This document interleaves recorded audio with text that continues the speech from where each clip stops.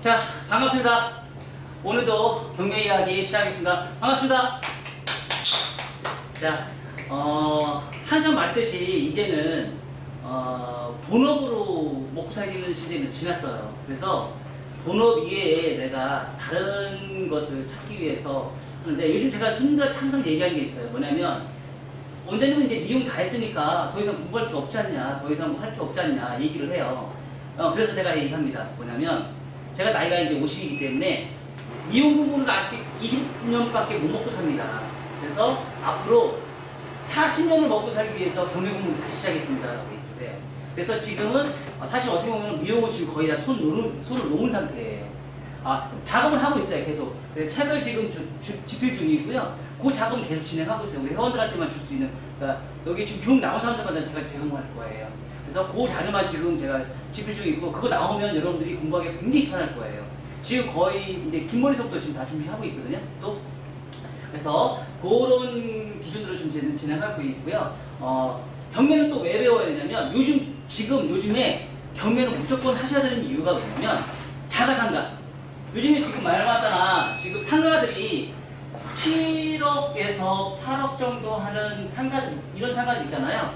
이런 상가들이 한 10평에서 15평 정도 돼요. 이런 상가들이 지금 2, 3억이면 살 수 있다는 거예요.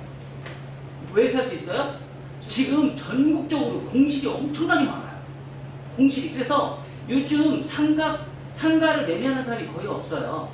그러다 보니까 낙찰금리도 엄청 따져요. 근데 우리는 실수요자죠. 실수요자.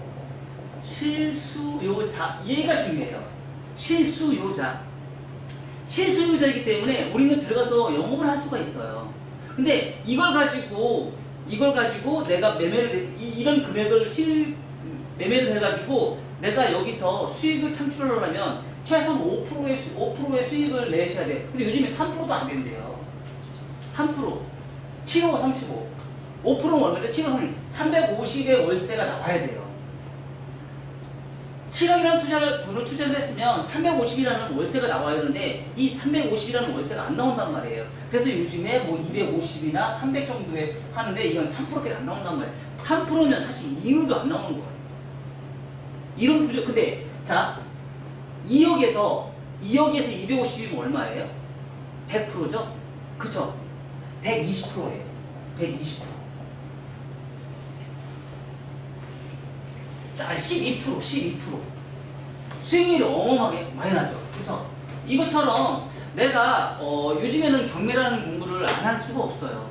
경매를 해서 자가 미용실 운영하고, 자가 상가 운영하고, 그리고 나중에 나이 먹어서 불로소득, 일을 하지 않는 무노동 유임금을 나올 수 있는 구조를 계속 만들어 놔셔야 돼요.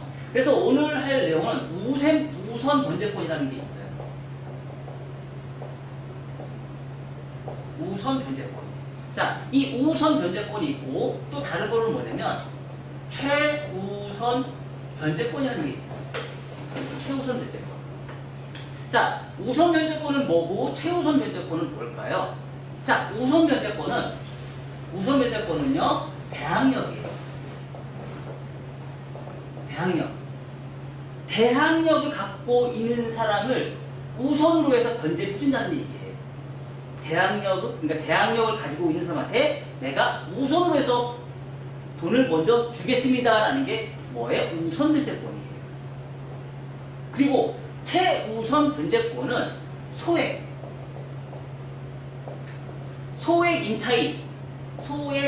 임차인에게 최우선으로 돈을 주겠습니다라는 거예요. 자, 얘는 금액이 정해져 있어요. 그 대신에 다 주지는 않아요. 만약에 서울 같은 경우는 1억 6,500이면 5,500만 원까지 지급해준다는 얘기예요. 만약에 1억의 임차인이 있어요. 임차인인데 1억 6,500만 원이죠. 그러면 5,500 다 준다는 얘기예요. 만약에 5,500의 월세가 뭐 50이야. 월세가 50이야. 그러면 5,500 다 준다는 얘기예요. 이해가 되셨나요? 그러니까 1억 6,500이 있는 월세를 이 금액의 한도 내에서 다 주겠다는 얘기예요.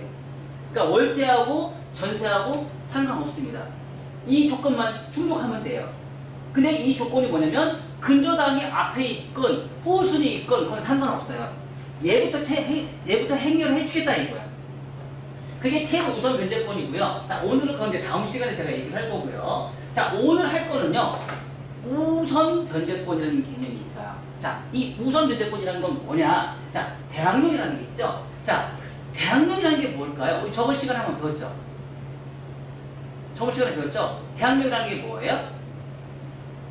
내가 제3자에게 돈을 받을 수 있는 내 재산을 받을 수 있는 권리. 자, A라는 임대인이 있어요. A라는 임대인이 있고요. B라는 임차인이 있어요. 자, 매매를 했어요. 매매를 해서 새로운 C라는 임대인이 생겼어요. 자, 그러면 이 사람하고는 뭐예요? 전세를 했어요. 임대 계약서죠? 임대 계약서를 이 사람하고 썼어요. A라는 사람한테 임대 계약을 썼어요. 그러면 이 사람은 임차인은 이 사람한테 돈을 받아야 될까요? 매매를 했기 때문에 이 사람한테 돈을 받아야 돼요. 이게 바로 뭐예요? 제3자한테 내 재산을 권리 주장을 할 수 있는 힘이에요. 자, 그러면 낙찰자 경매를 넘어갔어요. 이게 경매로 넘어갔어요.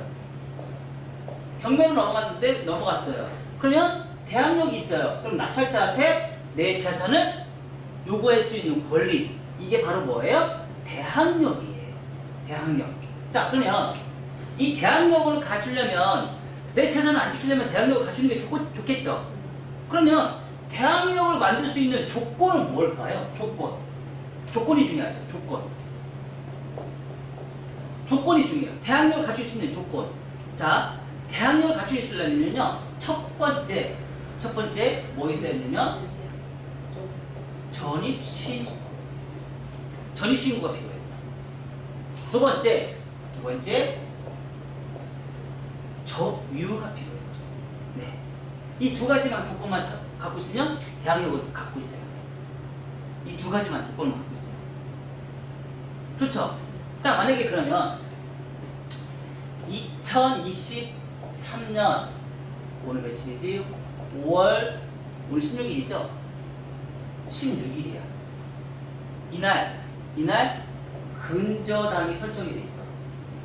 근저당이 설정이 돼 있고 2023년 5월 16일 날 전세를 들어왔어. 자, 이 사람 저기 대항력 있어요, 없어요? 대항력 있어요, 없어요? 대항력 없어요. 대항력 없어요. 왜? 우선이라고 했잖아요. 그래서 선순위가 되게 중요해요. 우선 면제권은 선순위가 되게 중요해요. 그러니까 선순위가 돼야지만 대항력을 요구를 할 수 있어요. 자, 만약에 그러면 거꾸로 2025년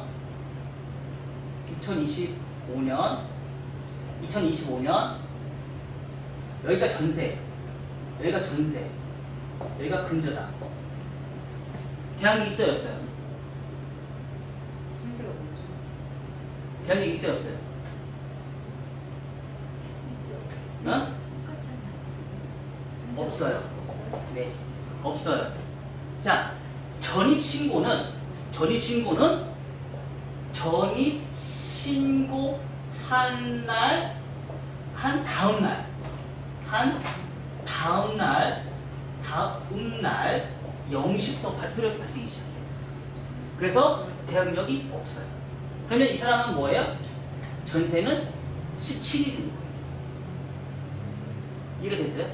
그러면 16일 날 근저당을 설정한 사람이 선순위이기 때문에 대항력이 없기 때문에 이 사람은 임대료를 못 받아요. 자, 영시라는 걸 잊지 마요. 기억나죠? 영시예요. 자, 대항력은요, 이 두 가지를 요건을 충족하면 돼요. 대항력은. 그러면 대항력은 거의 대부분이 뭐예요? 선순위이겠죠? 선순위. 자, 근데 우선 변제권이라는 말이 들어갔어요. 우선 변제권. 자, 대항력은 이 두 가지만 있으면 돼요. 자, 근데 점유도 필요하겠죠? 점유라는 건 뭐예요?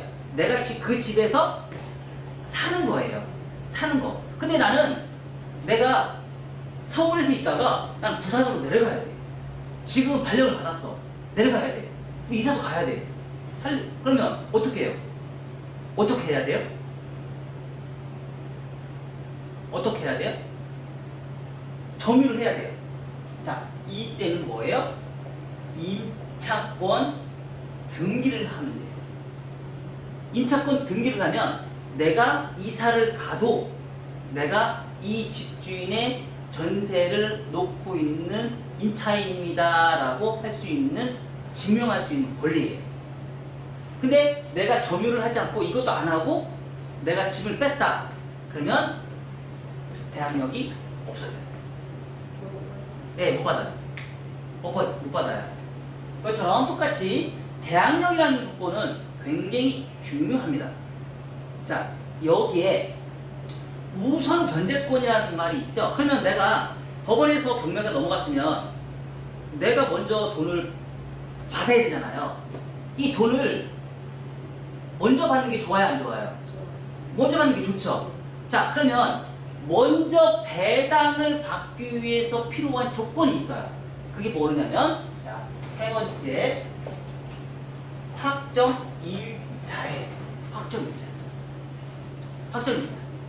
이 확정일자가 뭐냐면 법적인 증거예요. 법적인 증거. 말하자면 전입신고는 법적인 증거예요, 아니에요? 아니에요. 네, 아니에요.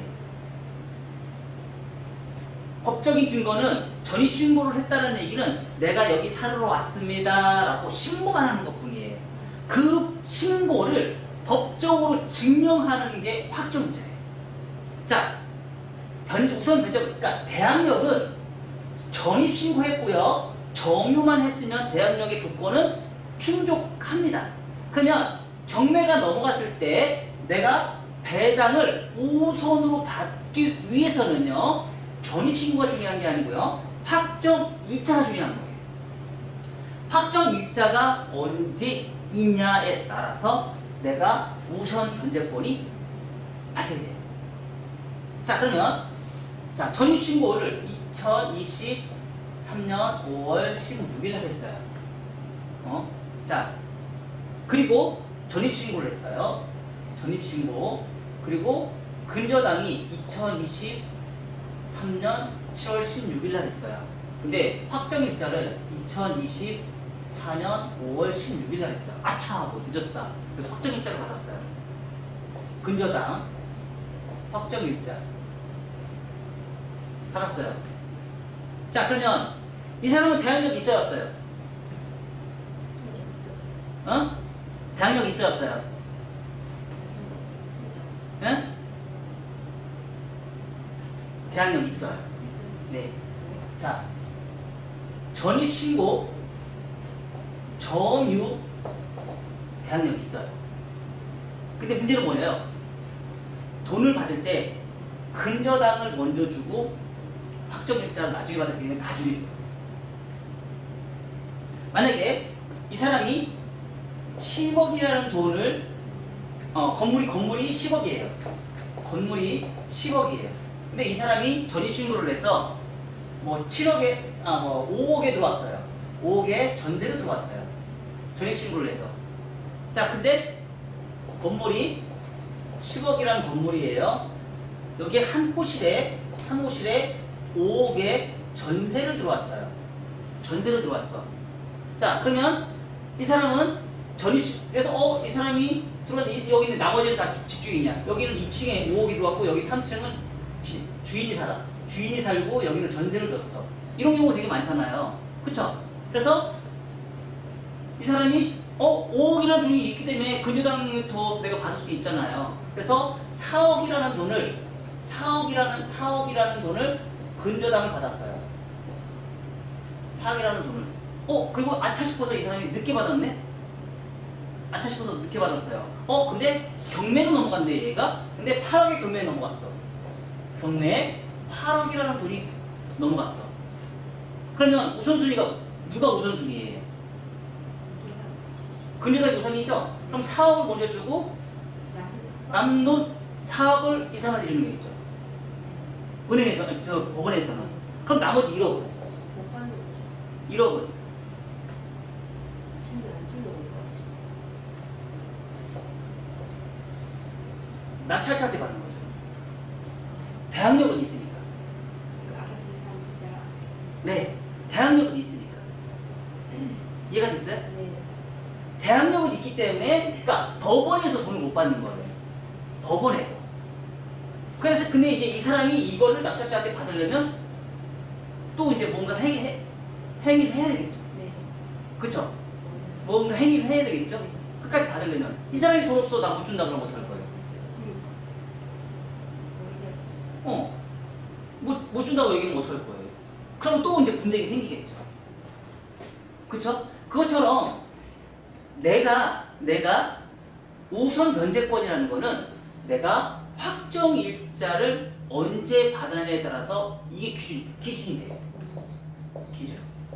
확정 일자의 기준에 따라서 뭐가 돼요? 대항력이 우선 변제권이 성립이 돼요. 그러니까 대항력하고 우선 변제권하고 헷갈리시면 안 돼요. 그리고 날짜 이 두 가지 전입신고하고 확정 일자는 뭐예요? 확정 일자 다음날 0시부터 효력이 발생해요. 둘 다. 이해가 됐어요? 그래서 점유는 임차권 등기. 자, 임차권 등기는 언제 시정해요? 임차권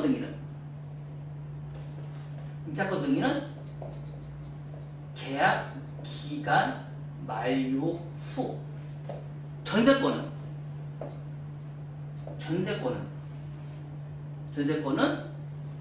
임차인과 임대인이 동의하에 임대인과 임차인이 동의하에 전세권을 설정할 수 있어요. 전세권은 물권이고요. 임차권 등기는 채권이에요. 네, 그래서 전세는 채권이에요. 얘는 힘이 없어요. 모든 힘은 그러니까 채권이기도 하고 물권이기도 해요. 임차권 등기는. 왜냐면 임차권 등기는 등기라고 제가 얘기했죠. 등기부 등본에 등록이 돼요. 전세는 등록이 안 되죠. 얘는 돈이에요. 그냥 돈이에요. 그냥 돈. 돈이 거래를 해서 계약서만 받은 거예요. 그래서 그걸 채권이라고 얘기를 해요. 근데 전세권은 돈이 오간 거를 내가 등기부 등본에 기록을 하는 거예요. 그래서 물권이 돼요. 자, 임차권 등기도 똑같이 뭐예요? 내가 돈을 못 받았기 때문에 이거를 등기부 등본에 등록을 하는 거예요. 그래서 채권 같기도 하고 아니면 물권 같기도 하고 그래서 양방의 힘을 다 갖고 있어요. 임차권 등기. 전세권은 확실한 물권이고요. 그래서 이런 조건을 내가 가지고 알고 있어야지 배당을 받을 수 있어요. 근데 요즘에 많이 얘기하는 게 뭐죠? 요즘 많이 얘기하는 게 전세 사기 많이 일어나요. 전세 사기를 안 당하기 위해서는 지금 이 내용을 정확하게 알고 계셔야 돼요. 이걸 모르는 사람들은 전세 사기를 당하고 있는 거예요. 이걸 모르는 사람이. 이걸 정확하게 내가 알고 있어야 된다는 얘기. 이해가 되셨나요? 그러니까 내가 그냥 이거 어려워 그냥 방관하다가는 내 재산을 잃을 수가 있어요. 특히 여러분들은 지금 상가 임대차 보호법에 의해서 상가를 임대를 해야 안 해요? 해야 안 해요? 다 임대하고 계시죠? 자, 상가는 이거 필요해야 안 필요해요? 필요 없어요? 예, 필요해요. 상가가 똑같아요. 전입신고가 돼서 전입신고요? 확정일자. 학습적으로 받은데. 상가는. 네, 확정일자, 점유 다 필요하잖아요. 네, 다 필요하죠. 그래서 내가 대항력을 갖추고 있다는 거는 그만큼 내 재산을 잃지 않는 중요한 거기에요. 그리고 우선 변제권이라는 거는 확정일자를 내가 받았느냐 안 받느냐에 따라서 정확하게 내가 할 수 있고, 대항력을 갖고 있다고 해서 대항력이 갖고 있다고 해서 우선 변제권이라는 생각을 갖고 있으시면 안 돼요. 대항력의 조건과 우선 변제권의 조건은 분명히 달라요. 분명히 대항력을 갖고 있으면 내 재산을 잃지는 않아요. 그 대신에 내가 돈을 지금 받을 수 있느냐 나중에 받을 수 있느냐 그 차이뿐이에요. 돈을 지금 당장 필요하기 때문에 난 이사를 가야 되는데 그리고 문제가 있는 거잖아요. 문제가 있는 것들을 내가 하루라도 빨리 소유를 하고 있는 게 굉장히 중요하지 않을까요? 그래서 세 가지는 무조건 다 조건을 맞춰야지 대항력의 조건도 가능하고요. 우선 변제권도 조건도 가능한 거예요. 그리고 날짜 굉장히 중요합니다. 날짜 그리고 영시, 그 다음날 영시예요. 지금 영시가 아니고 다음날 영시예요. 다음날 영시. 내가 이사한 날이서부터 효력이 발생이 되는 게 아니고 신고를 한 게 효력이 발생이 되는 게 아니고 언제요? 그 다음날 영시. 아시죠? 그래서 그 조건을 여러분들이 잘 하시고 조금 더 심도 있게 여러분들이 좀 고민을 하시고 이해를 했으면 좋겠어요. 아셨죠? 자, 오늘도 경매 이야기 고맙습니다. 중간에 그 이사 가잖아요. 네. 정보